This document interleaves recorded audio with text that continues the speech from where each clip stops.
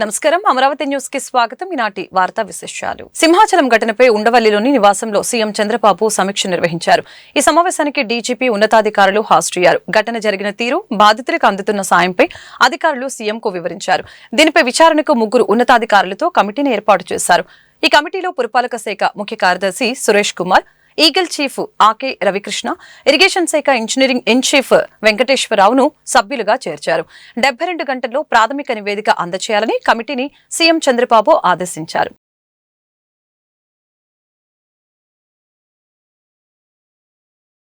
TDP senior నేత మాజీ మంత్రి దేవినేని ఉమామహేశ్వరరావు కుమారుడి వివాహ వేడుక ఘనంగా జరిగింది. నగర శివారు కంకిపాడులో జరిగిన ఈ వేడుకకు తెలంగాణ సీఎం రేవంత్ రెడ్డి, మాజీ ఉపరాష్ట్రపతి వెంకయ్యనాయుడు, సుప్రీంకోర్టు విశ్రాంత ప్రధాన న్యాయమూర్తి justice N V Ramana, AP CM Chandrababu సతీమణి నారా భువనేశ్వరి, మంత్రి నారా లోకేష్ తో పాటు తెలుగు రాష్ట్రాలకు చెందిన పలువురు ముఖ్య నేతలు హాజరయ్యారు.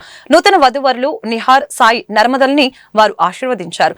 తెలంగాణ ముఖ్యమంత్రిగా బాధ్యతలు చేపట్టాక తొలిసారి విజయవాడకు చేరుకున్న రేవంత్ రెడ్డికి హెలిప్యాడ్ వద్ద ఏపీ మంత్రులు పయ్యావుల కేశవ్, నిమ్మల రామానాయుడు, బీసీ జనార్దన్ రెడ్డి స్వాగతం పలికారు. సీఎం రేవంత్ రెడ్డి, మంత్రి నారా లోకేష్ కలిసి వివాహ వేడుక వద్దకు వచ్చారు.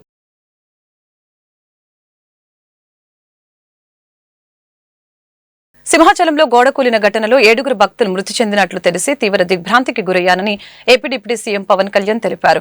చందనోత్సవ సమయాన ఈ ఘటన చోటు చేసుకోవడం దురదృష్టకరమని పేర్కొన్నారు. ఈ మేరకు ఎక్స్ లో జనసేన పార్టీ పోస్టు చేసింది. మృతుల కుటుంబాలకు నా ప్రగాఢ సానుభూతి తెలియజేస్తున్నాను. వారికి రాష్ట్ర ప్రభుత్వం అండగా ఉంటుంది. విశాఖపట్నం జిల్లా అధికారుల నుంచి ఈ ఘటన వివరాలు తెలుసుకున్నాను. భారీ వర్షాల మూలంగా గోడ కూలిందని చెప్పారు. క్షతగాత్రులకి మెరుగైన వైద్యం అందించాలని సూచించాను అని పవన్ తెలిపారు. తెలంగాణ ఛత్తీస్గఢ్ సరిహద్దుల్లోని బీచాపూర్ జిల్లా ఉస్సూరు పోలీస్ స్టేషన్ పరిధిలోని 5000 అడుగుల ఎత్తులోని కర్రెగుట్టల్లో కీలకమైన మావోయిస్టు నేతల్ని లక్ష్యంగా చేసుకుని చేపట్టిన భారీ ఆపరేషన్ బుధవారం 9వ రోజుకు చేరుకుంది. ఈ ఆపరేషన్ లో భాగంగా కర్రెగుట్టలో కొంత భాగాన్ని భద్రతా బలగాలు తమ ఆధీనంలోకి తెచ్చుకున్నాయి. శిఖరం వరకు చేరుకున్న బలగాలు జాతీయ పతాకాన్ని ఎగురవేస్తూ కనిపించాయి. సిఆర్పీఎఫ్ నేతృత్వంలో ఛత్తీస్గఢ్ కి చెందిన డిఆర్జీ, బస్తర్ ఫైటర్స్, కోబ్రా బలగాలు పెద్ద సంఖ్యలో తెలంగాణ సరిహద్దుల్లోని కొత్తపల్లి నుంచి ఛత్తీస్గఢ్ లోని పూజారి, కంకేరు, నంబిగల్ గమ్, అలాగనే నడిపల్లి ప్రధాన ప్రాంతాల్లో పెద్ద ఎత్తున ఆపరేషన్ చేపడుతూ ఉన్నాయి. ఈ క్రమంలో ఈ నెల 24న జరిగిన ఎదురు కాల్పుల్లో పీపుల్స్ లిబరేషన్ గెరిల్లా ఆర్మీ మొదటి బెటాలియన్ కు చెందిన 3 మహిళా మావోయిస్టులు మృతి చెందారు. కర్రెగుట్టు ఆపరేషన్ జరుగుతున్న క్రమంలోనే శాంతి చర్చలు జరపాలని కోరుతూ మావోయిస్టు కేంద్ర కమిటీ అధికార ప్రతినిధి అభయ్ ఓ ప్రకటనలో కేంద్ర రాష్ట్ర ప్రభుత్వాలకు విజ్ఞప్తి చేస్తూ ప్రకటన విడుదల చేశారు. ఇప్పటికే కర్రెగుట్టల ప్రాంతాన్ని అష్టదిగ్బంధనం చేసిన బలగాలు ఆ ప్రాంతంలో మావోయిస్టులు అమర్చిన 150కి పైగా ఐఈడీలను స్వాధీనం చేసుకుని నిర్వీర్యం చేశాయి.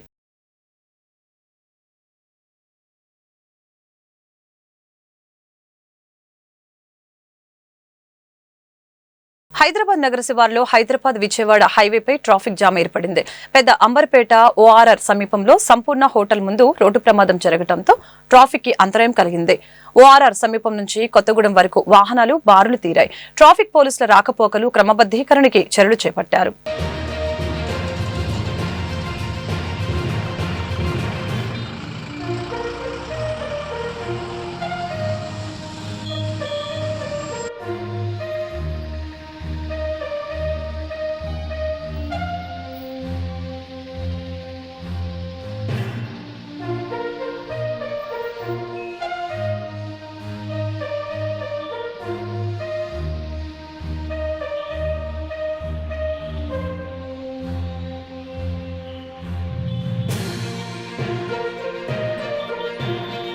నెల్లూరు జిల్లా కోవూరు మండలంలో ఘోర ప్రమాదం చోటు చేసుకుంది. కారు బీభత్సం సృష్టించిన ఘటనలో 6 మృతి చెందారు.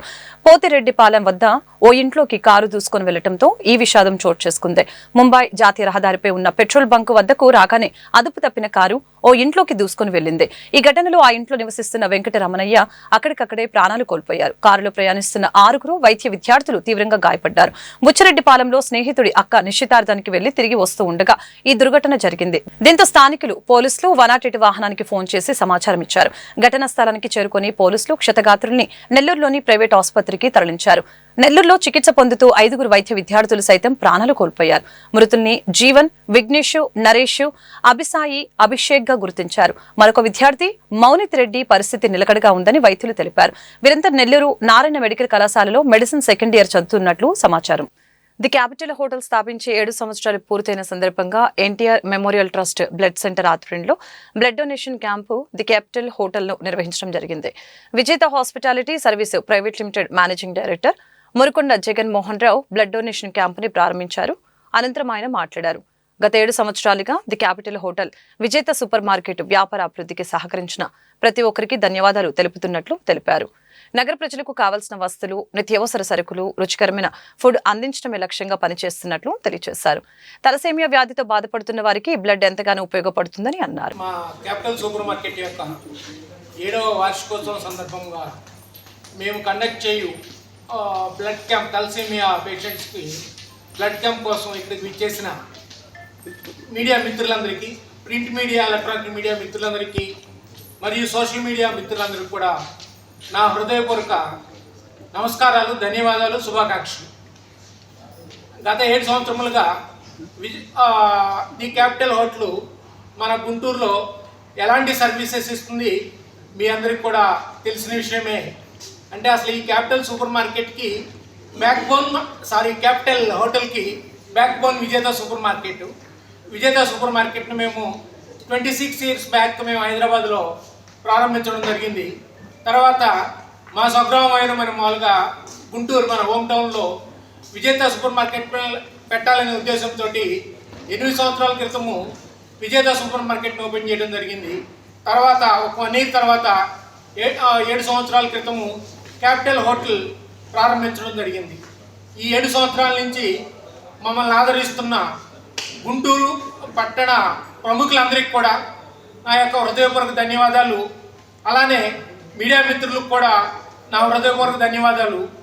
ఈరోజు 7వ వార్షికోత్సవం సందర్భంగా మా యొక్క టీం వీళ్ళు మన వాళ్ళుగా ఎన్టీఆర్ ట్రస్ట్ ద్వారా తలసేమియా వ్యాధిగ్రస్తులకు బ్లడ్ డొనేషన్ క్యాంప్ పెడదామంటే చాలా సంతోషంగా అనిపించింది. అంటే మాకే కాకుండా మా కింద మన మామూలుగా మా టీముకు కూడా ఇలాంటి స్పిరిట్ ఉండటము ఎంతైనా అభినందనీయము. అందువల్ల వాళ్ళకు కూడా నా యొక్క హృదయపూర్వక ధన్యవాదాలు తెలియజేస్తున్నాను. ఇవాళ ఈ కార్యక్రమాన్ని మీ అందరూ సహకారంతో మన 7th యానివర్సరీ ఇంత సక్సెస్ఫుల్గా 7 ఇయర్స్ నుండి సక్సెస్ఫుల్గా మనము క్లిక్ చేయగలిగామంటే మా టీం అందరి సహకారం డెఫినెట్గా ఉంటుంది. టు ఆల్ డిపార్ట్మెంట్స్ అందరికీ చాలా థ్యాంక్స్ అండ్ అభినందనలు. అలాగే మా గుంటూరు టౌనే కాకుండా హైదరాబాద్ నుండి కానీ మిగతా సిటీస్ నుండి వచ్చే వాళ్ళందరూ కూడా చాలా అప్రిషియేట్ చేస్తున్నారు. దానికి కారణం మా all departments, capital hotel all departments డెడికేటెడ్గా వర్క్ చేయడము, మన పిన్ టు పిన్ మనము వాళ్ళకి గైడ్లైన్స్ ఇవ్వడం ద్వారా కానీ వాళ్ళందరూ వచ్చిన అందరూ మ్యాక్సిమం హ్యాపీగా ఫీల్ అవుతున్నారు. దానికి మెయిన్ మా టీం అందరికీ చాలా కృతజ్ఞతలు తెలుపుకుంటున్నాను. అలాగే ఫ్యూచర్ కూడా ఇలాగే పేరు తీసుకురావాలని కోరుకుంటున్నాను. అలాగే ఈరోజు ఈ ప్రోగ్రామ్ కండక్ట్ చేయటం ద్వారా మన ఒక సోషల్ రెస్పాన్సిబిలిటీ ఫుల్ఫిల్ చేసుకున్నందుకు సంతోషంగా ఉంది. ఇది ఇలాగే మనము కొన్ని ఇలా సోషల్ యాక్టివిటీస్ చేయడం ద్వారా మనము సొసైటీ. శంకర్ విలాస్ ఫ్లైఓవర్ కి Arundelpet, Brodipet shop keepers and shop owners welfare association hotel Geetha రెసిడెన్షియలో మీడియా సమావేశం నిర్వహించారు. అసోసియేషన్ సెక్రటరీ నడింపల్లి గురుదత్తు మీడియాతో మాట్లాడారు. బ్రాడీపేట ఫ్లైఓవర్ నిర్మాణానికి కొంతమంది వ్యాపారులు వ్యతిరేకమని మాపై తప్పుడు ప్రచారం చేస్తున్నారు. వాటిని నమ్మవద్దని అన్నారు. ఫ్లైఓవర్ నిర్మాణానికి మేము వ్యతిరేకం కాదు. బ్రాడీపేట, అరండల్పేట వ్యాపారస్తుల అభిప్రాయాలని కూడా పరిగణలోకి తీసుకోవాలని అన్నారు. బ్రాడీపేట, అరండల్పేట వ్యాపారస్తులకి, విద్యార్థులకి అసౌకర్యం కలగకుండా సింగిల్ పిల్లర్ ఎలివేటెడ్ ఫ్లైఓవర్ నిర్మించాలని డిమాండ్ చేశారు. 8 మలుపులతో కూడిన ఫ్లైఓవర్ నిర్మాణం వలన వ్యాపారస్తులు నష్టపోతారని తెలిపారు. రైల్వే పట్టాల కింద ఆర్యూబీలు నిర్మించిన తర్వాతే ఆర్ఓబీని నిర్మించాలని కోరారు. హిందూ కాలేజ్ నుంచి లార్జ్ సెంటర్లోని అంబేద్కర్ బొమ్మ వరకు సింగిల్ పిల్లర్ ఎలివేటెడ్ ఫ్లైఓవర్ నిర్మించాలని అన్నారు. 60 ఏళ్ల కిందట కట్టిన ఈ బ్రిడ్జి 60 ఏళ్లు ఉండే విధంగా రాబోయే భవిష్యత్తు తరాలు గుర్తుపెట్టుకునేలా ఫ్లైఓవర్ నిర్మించాలని కోరారు. మా విన్నపాన్ని ముఖ్యమంత్రి నారా చంద్రబాబు నాయుడు, కేంద్ర సహాయ మంత్రి పెమ్మసాని చంద్రశేఖర్, స్థానిక ప్రజాప్రతినిధులు, అధికారులు పరిశీలన చేయాలని కోరారు. ఈ సమావేశంలో కార్యదర్శి పిఎస్ మూర్తి, సభ్యులు బెల్లంకొండ శ్రీనివాసరావు, అసోసియేషన్ సభ్యులు పాల్గొన్నారు. పేరు నడింపల్లి గురుదత్, అడ్వకేట్ని. Arundelpet, Brodipet shop keepers and building owners association కార్యదర్శిగా ఉన్నాను. ఈ సంస్థని 2016లో రిజిస్టర్ చేయడం జరిగింది. ఆ సంవత్సరంలోనే ఈ అరండల్పేట శంకర్విలాస్ బ్రిడ్జి రోడ్డు ఏదైతే ఉందో లాడ్జ్ సెంటర్ నుంచి హిందూ కాలేజ్ సెంటర్ వరకు 120 అడుగులు వైడెన్ చేయాలనే ప్రపోజల్తో వచ్చినప్పుడు ఆ రోజు ఎంపీగా ఉన్న గల్లా జయదేవ్ గారి దగ్గరికి మేము రిప్రజెంటేషన్ తీసుకుని వెళ్ళి, సార్ ఫ్లైఓవర్ కడితే, సింగిల్ పిల్లర్ ఫ్లైఓవర్ కనుక కట్టితే ఈ రోడ్డు వైడెన్ చేసినా ఉపయోగం ఉంటుంది, లేకపోతే దానివల్ల అంత ప్రయోజనం ఉండదు అనగానే ఆయన మా కోరికను మన్నించి వెంటనే స్పందించి 2017 సంవత్సరంలో ఆనాటి అయ్యన్న పాత్రుడు గారు R&B మినిస్టర్గా ఉన్నారు. ఇప్పుడు స్పీకర్గా ఉన్న అయ్యన్న పాత్రుడు గారు 2017లో R&B మినిస్టర్గా ఉన్నారు. వారిని తీసుకుని ఇక్కడ ప్రజాప్రతినిధుల్ని వెంటబెట్టుకుని శంకర్విలాస్ ఫ్లైఓవర్ని సందర్శించి ఇమ్మీడియట్గా 167 కోట్లతో ముందర RUBలు వేసి తర్వాత ROB కట్టే ప్రపోజల్తో అయ్యన్న పాత్రుడు గారు ఆచార్య ఎన్షిరంగ అగ్రికల్చర్ విశ్వవిద్యాలయం 60వ డైమండ్ జూబ్లీ సెలబ్రేషన్ కార్యక్రమంలో పాల్గొన్న వ్యవసాయ శాఖ మంత్రి అచ్చెన్నాయుడు. అనంతరం మంత్రి అచ్చెన్నాయుడు మీడియాతో మాట్లాడారు. మన దేశంలో వ్యవసాయ యూనివర్సిటీలో చదువుకునే విద్యార్థులకి క్లాస్ రూమ్ లో పాఠాలు చెప్పేవారని అన్నారు. కానీ మన యూనివర్సిటీలో పొలాల మధ్య ప్రాక్టికల్ గా విద్యార్థులకి బోధన చేయడం సంతోషంగా ఉందని చెప్పారు. యాంత్రీకరణ డ్రోన్స్ లో మన యూనివర్సిటీలో రోల్ మోడల్ గా నిలిచిందని చెప్పారు. 60 సంవత్సరాలు వ్యవసాయ సైంటిస్టులు ఎంతో మంది విద్యార్థులకి భవిష్యత్తు అందజేశారని అన్నారు. మోదీ సభకు సుమారు 5 లక్షల మంది స్వచ్ఛందంగా వస్తున్నారని తెలిపారు. రాష్ట్రానికి అమరావతి అనేది ఒక జీవం లాంటిదని అన్నారు. దేశంలో ఎక్కడైనా ప్రభుత్వం పెట్టుబడి పెడితేనే రాష్ట్రం ఏర్పడుతుంది. కానీ మన రాష్ట్రంలో అమరావతి ప్రభుత్వం నుంచి ఒక్క పైసా పెట్టుబడి లేకుండా రైతులు ఇచ్చిన భూమితోనే రాష్ట్రం ఏర్పడింది. దురదృష్టవశాత్తు వైసీపీ అమరావతి రాజధానిని నాశనం చేసిందని చెప్పారు. విశ్వవిద్యాలయం యొక్క డైమండ్ జూబ్లీ సెలబ్రేషన్స్ ఒక పండగ వాతావరణంలో జరిగాయి. ఈ 60 సంవత్సరాల సుదీర్ఘ ప్రయాణంలో ఈ యూనివర్సిటీలో చదువుకున్నటువంటి వాళ్ళు శాస్త్రవేత్తలే కాదు, అనేక రంగాల్లో రాణించారు. IASలు కానీ, IPSలు కానీ, అధికారులు కానీ, బ్యాంకింగ్ రంగంలో కానీ, పారిశ్రామికవేత్తల్లో కానీ, సాఫ్ట్వేర్లో కానీ. అంటే ఈ యూనివర్సిటీకి అంత ప్రాధాన్యత ఉంది. ఈ యూనివర్సిటీ ఒక రోల్ మోడల్. ఒకప్పుడు దేశంలో వ్యవసాయ యూనివర్సిటీలో చదివినటువంటి విద్యార్థులకి క్లాస్ రూమ్లోనే విద్య చెప్పేవాళ్ళు. ఫస్ట్ మన యూనివర్సిటీ క్లాస్ రూమ్ కాకుండా పొలాల్లోకి వెళ్ళి ఎక్స్పీరియన్స్తో విద్య చెప్తే ఇంకా బాగుంటుందని మనం ఫస్ట్ ఆ విధానాన్ని అమలు చేస్తే అది రోల్ మోడల్గా దేశం అంతా కూడా అమలైంది. ఈరోజు యాంత్రీకరణలో కూడా మన యూనివర్సిటీ రోల్ మోడల్. నిన్న లేదు మొన్న ప్రవేశపెట్టినటువంటి డ్రోన్స్లో కూడా మన యూనివర్సిటీ చాలా రోల్ మోడల్. అయితే ఆ రోజున్న పరిస్థితులు వేరు, ఈ రోజున్న పరిస్థితులు వేరు. ఆ రోజు యూనివర్సిటీ పెట్టేసరికి తినడానికి తిండి కూడా లేదు, చాలామంది ఆకలి చావులతో చనిపోయేవాళ్ళు. అటువంటి పరిస్థితి నుంచి సైంటిస్టులు ఈ 60 సంవత్సరాలు సుదీర్ఘమైనటువంటి ప్రయాణంలో అనేక ప్రయత్నాలు చేసి ఈరోజు ప్రతి ఒక్కరికి 3 పూటలు తినే అన్నం తయారు చేయడానికి మూలంగా యూనివర్సిటీ తయారైన విషయం కూడా గుర్తు చేస్తున్నాను. అయితే ఇప్పుడు పరిస్థితులు మారాయి, ఆహారపు అలవాట్లు మారాయి, ఈరోజు క్లైమేటిక్ కండిషన్స్ కూడా మారాయి. దీనికి తోడు టెక్నాలజీ వచ్చింది, దీనికి తోడు ప్రకృతి వ్యవసాయం వచ్చింది, సేంద్రీయ వ్యవసాయం. ఇవన్నీ అందిపుచ్చుకొని ఇప్పుడున్నటువంటి పరిస్థితులకు అనుగుణంగా అవసరమైనటువంటి మరి విత్తనాలు తయారు చేయడం కానీ, అవసరమైనటువంటి వ్యవసాయం నూతన విధానాన్ని అమలు చేసి ముందుకెళ్తే ఇంకా రైతుకు మేలు జరుగుతుంది. భవిష్యత్తులో ఇంకా యూనివర్సిటీకి మంచి మనుగడ ఉంటుందని చెప్పి నేను భావిస్తున్నాను. 5 లక్షల మంది వస్తున్నారు, 5 లక్షల మంది వస్తున్నారు. ఈరోజు అమరావతి అనేది ఒక జీవం ఈ రాష్ట్రానికి. అలాగని చెప్పి నాకు తెలిసి దేశంలో ప్రపంచంలో ఎక్కడ కూడా ప్రభుత్వం పెట్టుబడి పెడితేనే రాజధాని తయారవుతుంది. కానీ ఆంధ్ర రాష్ట్రంలో అమరావతి మాత్రం ప్రభుత్వం నుంచి ఒక పైసా పెట్టుబడి లేకుండా సెల్ఫ్ ఫైనాన్స్ ప్రాజెక్టు, రైతులు ఇచ్చిన భూమితోనే ఈరోజు అమరావతి ఒక బ్రహ్మాండమైనటువంటి నగరంగా తయారవ్వడానికి ఈరోజు కార్యక్రమాలన్నీ కూడా చేస్తున్నాం. ఇదే కంటిన్యూషన్ అయితే ఈసారికి ఎక్కడికో వెళ్ళేది. మరి దురదృష్టవశాత్తు లాస్ట్ 5 years ఈ రాజధాని పూర్తిగా నాశనం చేశారు. ఇప్పుడు మళ్ళీ రాజధానిలో పనులన్నీ కూడా చాలా స్పీడ్ అందుకున్నాయి. ఈ సమయంలో దేశ ప్రధాని మోడీ గారు వస్తే దీనికి ఇంకా ఒక బ్రాండ్ పెరుగుతుంది. ప్రధాని నరేంద్ర మోదీ అధ్యక్షతన జరిగిన కేంద్ర కేబినెట్ కీలక నిర్ణయం తీసుకుంది. జనగణనలోని కులగణన కూడా చేయడానికి కేబినెట్ అంగీకారం తెలిపింది. వచ్చే జనాభా లెక్కల్లో కులగణనని చేరుస్తూ కేబినెట్ నిర్ణయం తీసుకుంది. వచ్చే ఏడాది జనగణన చేపట్టాలని కేబినెట్ నిర్ణయించింది. దీనిలో భాగంగా జనగణనతో కలిపి కులగణన కూడా చేయడానికి నిశ్చయించింది. 2019లోనే జనగణన చేయాల్సి ఉన్నప్పటికీ కరోనా కారణంగా అప్పుడు ముందడుగు పడలేదు.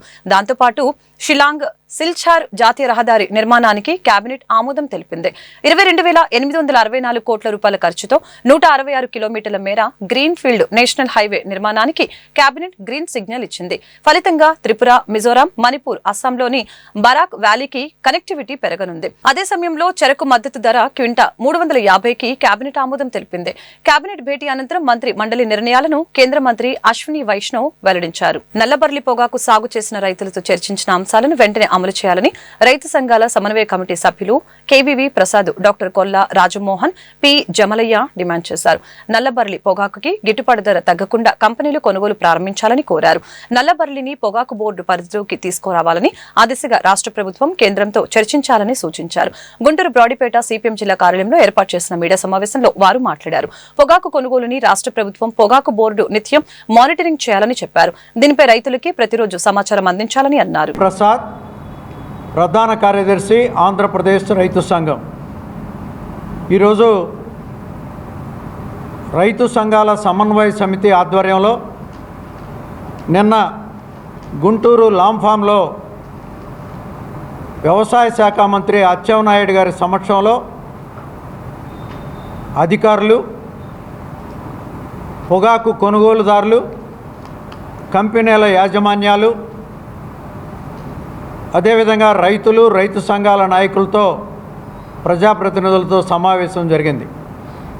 ఈ సమావేశంలో ఈ రాష్ట్రంలో ఉండేటువంటి బర్లీ పొగాకు, నల్లబర్లీ, తెల్లబర్లీ, ఈ బర్లీ సంక్షోభంలో ఉన్నటువంటి నేపథ్యంలో తీసుకోవాల్సినటువంటి చర్యల గురించి సమీక్షా సమావేశం జరిగింది. ఆ సమావేశంలో వారు చర్చించి ఆమోదించినటువంటి అంశాల మీద ఈరోజు రైతు సంఘాల సమన్వయ సమితి సమావేశం జరిపి మీ ద్వారా రైతాంగానికి, ప్రభుత్వానికి తెలియజేయాలనేటువంటి కొన్ని అంశాలను మీ ముందు పెడుతున్నాం. ఇవాళ రాష్ట్ర వ్యాప్తంగా రైతాంగం నల్లబర్లీ దాదాపు పొగాకు 121,000 హెక్టార్లలో పండిస్తూ ఉన్నారు. దీంట్లో నల్లబర్లీ ఉంది, తెల్లబర్లీ ఉంది, వర్జీనియా పొగాకు ఉంది. అదేవిధంగా గత సంవత్సరం 77,000 హెక్టార్లలో పండిస్తే ఈ సంవత్సరం సాగు పెరిగింది. సాగు పెరిగిందా తరిగిందా అనేటువంటి అంశం కన్నా ఇవాళ కేంద్ర రాష్ట్ర ప్రభుత్వాలు రెండూ కూడా మరి ఉన్నటువంటి పరిస్థితిని అంచనా వేసి, కంపెనీల యొక్క కొనుగోలు కెపాసిటీని అంచనా వేసి ఇప్పటికే ఇతర దేశాల పరిస్థితుల్ని కూడా అధ్యయనం చేసి ఆయా దేశాలకి ఎగుమతి అవకాశాలు ఏ మేరకు ఉన్నాయనేటువంటి అంశాన్ని పరిగణలోకి తీసుకొని ఈ రాష్ట్రంలో పొగాకు రైతులు నష్టపోకుండా తీసుకోవాల్సినటువంటి పరిస్థితి ఉన్నది. కానీ గత నెల రోజులుగా రైతాంగం వివిధ రూపాల్లో ఆందోళన చేస్తూ ఉన్నారు. అదేవిధంగా రైతు సంఘాలు ఐక్యంగా ఈ నెల 21న సమావేశమై మల్లయ్యలింగం భవన్లో ఆ సమావేశ వివరాలని అందిపుచ్చుకొని మరి రాష్ట్ర వ్యాప్తంగా ఎక్కడైతే బర్లీ పొగాకు, ఇతర పొగాకులు పండుతూ ఉన్నాయో ఆ ప్రాంతాల్లో మరి సదస్సులు, సమావేశాలు. బర్లీ సాగు చేసినటువంటి రైతులు తీవ్రమైనటువంటి ఆందోళనలో ఉన్నారు. వేరే పంటలు ఏమీ కూడా లాభదాయకంగా లేనటువంటి పరిస్థితుల్లో బర్లీ పొగాకును సాగు చేశారు. గత సంవత్సరం 15,000, 18,000 దాకా కొన్నటువంటి పొగాకుని ఇప్పుడు 5,000, 10,000కి, 8,000కి, 2,000కి ఎట్లా పడితే అట్లా కంపెనీలు, బ్రోకర్లు, ఏజెంట్ల దాకా కొని రైతుల్ని మోసం చేస్తున్నారు. ఈ పరిస్థితుల్లో మన ప్రాంతంలో ఉన్నటువంటి రైతులు ఆందోళనకు దిగారు. గత ఈ 3 నెలల నుంచి సమావేశాలు, సదస్సులు, ధర్నాలు కలెక్టర్ ఆఫీస్ దగ్గర, మండల ఆఫీస్ దగ్గర చేసినటువంటి ఫలితంగా నిన్న రాష్ట్ర ప్రభుత్వం, వ్యవసాయ శాఖ మంత్రి, వ్యవసాయ శాఖ అధికారులు, చీఫ్ సెక్రటరీ వాళ్ళందరూ కూడా ఒక సమావేశం ఏర్పాటు చేశారు. దాంట్లో ఈ కంపెనీ ప్రతినిధులు కూడా వచ్చారు. పొగాకు బోర్డు చైర్మన్, అధికారులు వాళ్ళు వచ్చారు. రైతు సంఘ ప్రతినిధులుగా మేమంతా కూడా దాంట్లో పాల్గొన్నాం. రైతులు పడుతున్నటువంటి ఇబ్బందులను చెప్పాం. ఇప్పుడు చెప్పినటువంటి వాటి అన్నిటికి కూడా వాళ్ళు ప్రభుత్వం అంగీకరించింది. ప్రభుత్వానికి వాస్తవంగా ₹1 కూడా అదనంగా ఖర్చు కాదు. ఎందుకంటే కొనేది ప్రభుత్వం కాదు, కొనేది కంపెనీలు మీరు కొనాల్సిందే అన్నారు. మేము సరే కొంటాంలేండి అని చెప్పారు వాళ్ళు. ఎంతవరకు అమలుపరుస్తారా, అమలుపరచరా అనేటువంటిది ఆచరణలో చూడాలి. కంపెనీలు కనుక కొనకపోతే ప్రభుత్వం తన యొక్క సిబ్బంది ద్వారా, మార్కెట్ ద్వారా, లేకపోతే ఏదో ఒక ప్రభుత్వ సంస్థ ద్వారా అది కొనిపించాలని చెప్పాం. దానికి ప్రభుత్వం కూడా అంగీకరించింది. అదే విషయాన్ని వ్యవసాయ శాఖ మంత్రి గారు కంపెనీలకు కూడా చెప్పాడు. మేము అడిగేది ఏంటంటే ఈ పర్లీ పొగాకు చేసేటువంటి దాన్ని పొగాకు బోర్డులు చేర్చాలా, నియంత్రించాలా, పెద్ద కంపెనీలకు లాభాలు వచ్చేటటువంటి పరిస్థితి కాకుండా. ముఖ్యంగా పెద్దలందరూ చెప్పారు విషయాలు, జరిగిందంతా కూడా నిన్న ఇవాళ. ఇప్పుడు గ్రామీణ ప్రాంతాల్లో రైతులు చాలా ఇబ్బంది పడుతుంది. ఏంటంటే ₹1 తగ్గిన గ్రేడింగు లేకుండా, చెక్కులు వెనక్కి పంపకుండా ఆ రకంగా కొనే పద్ధతిని పాటించాలి. గత సంవత్సరాల్లో అలా జరిగింది. ఆ జరిగిన పద్ధతి చేస్తేనే ఇది రైతాంగం సంతృప్తి చెందుద్ది. అట్లనే గ్రామాల్లో ఉండే కంపెనీ ఏజెంట్లు చాలా నాటకాలు ఆడుతున్నారు. గేట్ పాసులు ఇవ్వాలంటే కూడా లంచాలు అడుగుతున్నారు. వాళ్ళు ఇష్టం వచ్చినట్టుగా ఎక్కువ రేట్లు, ఎక్కువ తక్కువ కూడా చేస్తున్నారు. ఆ రీత్యా కంపెనీలు పెట్టి అంటే కంట్రోల్ చేయాలి. కంపెనీలు బాధ్యత తీసుకుని ఆ రకంగా ఇట్లాంటి చెడు అలవాట్లు లేకుండా కూడా చేయాలి. అంటే మే నెల లోపలే అన్ని కంపెనీలు ఖచ్చితంగా కొని తీరాలి. మే దాటితే మొత్తం వర్షాలు వస్తాయి, వేరే పంటలు వేసుకోవాలనేది గందరగోళం. ఇది అసలు ఎక్కడ పెట్టుకోవాలి? ఇప్పుడు చిన్న ఇళ్లలో ఉన్న పేద ప్రజలు. ఈ వార్తలు ఇంతటితో సమాప్తం. మరొక బులెటిన్లో మళ్ళీ కలుద్దాం. నమస్కారం.